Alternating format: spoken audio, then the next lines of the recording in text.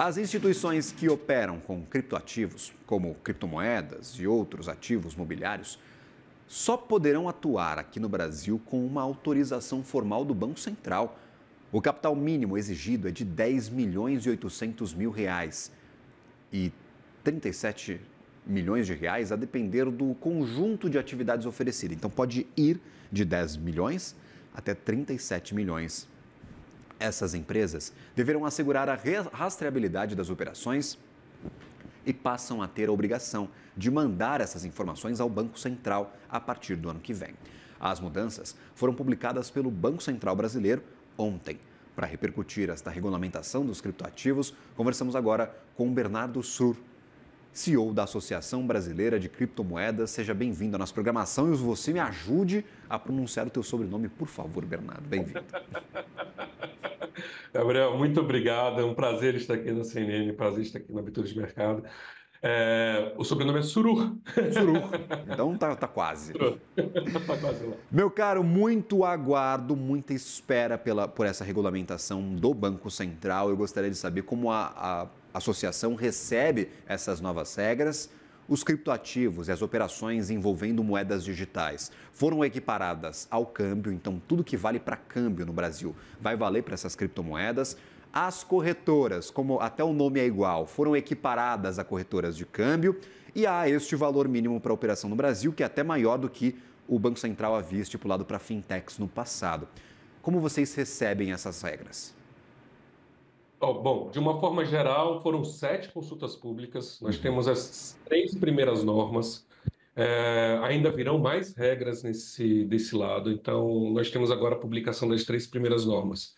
De uma forma geral, essas 3 primeiras normas trazem bastante segurança para o mercado, né? Nós observamos boa parte do pleito colocado pelo mercado nacional foi atendido pelo Banco Central, e o Banco Central vem agindo com muita parcimônia nesse processo de construção em conjunto com o mercado.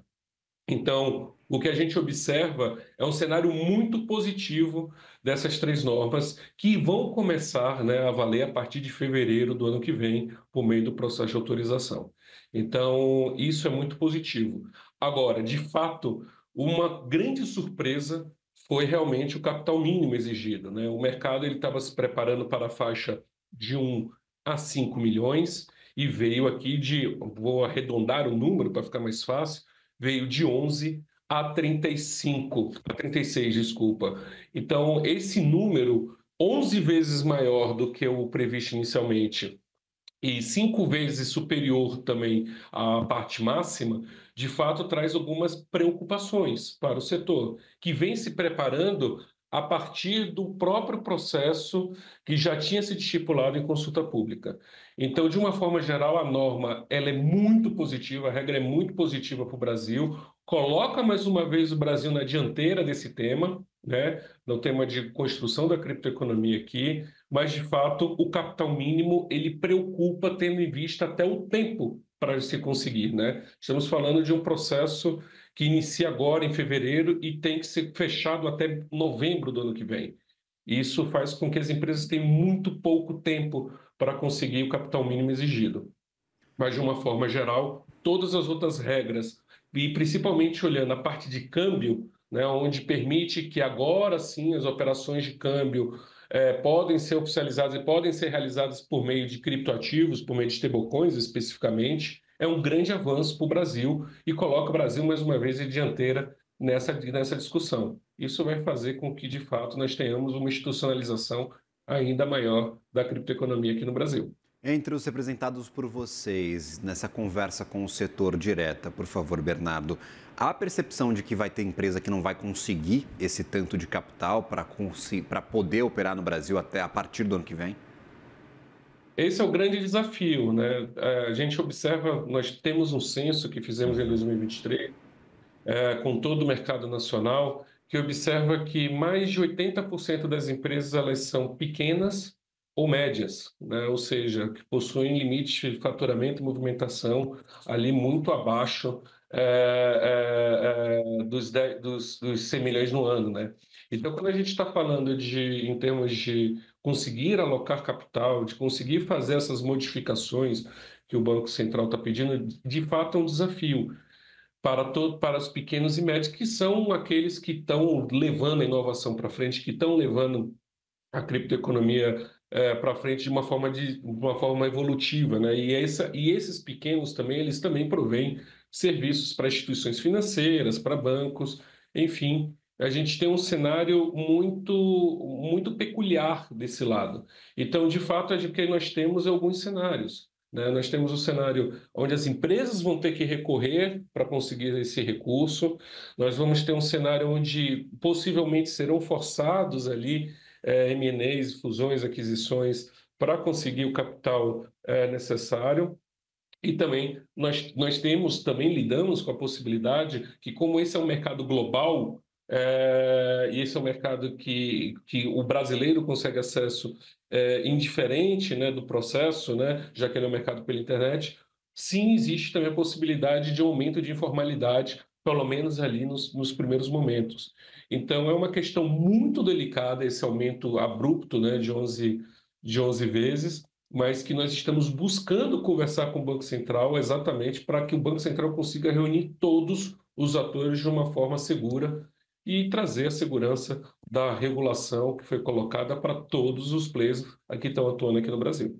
Percepção, Bernardo, que o Banco Central entende que o setor de cripto é um setor mais arriscado e por isso precisaria de empresas maiores.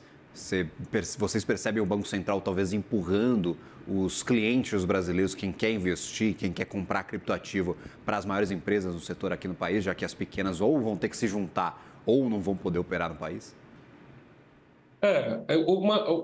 O fator de consolidação, né, o fator de solidez, né, ele é um fator que passa Uhum. sempre quando você exige um capital maior, né? Então, quando você exige um capital muito maior do que o que estava previsto, e aqui eu estou falando de um capital 11 vezes maior, né, naturalmente o que você tem é um recurso que essas empresas que são maiores e estão mais bem equipadas, né, financeiramente falando, elas terminem saindo à frente de outras empresas, né? De empresas menores e de médio porte, de pequeno e médio porte.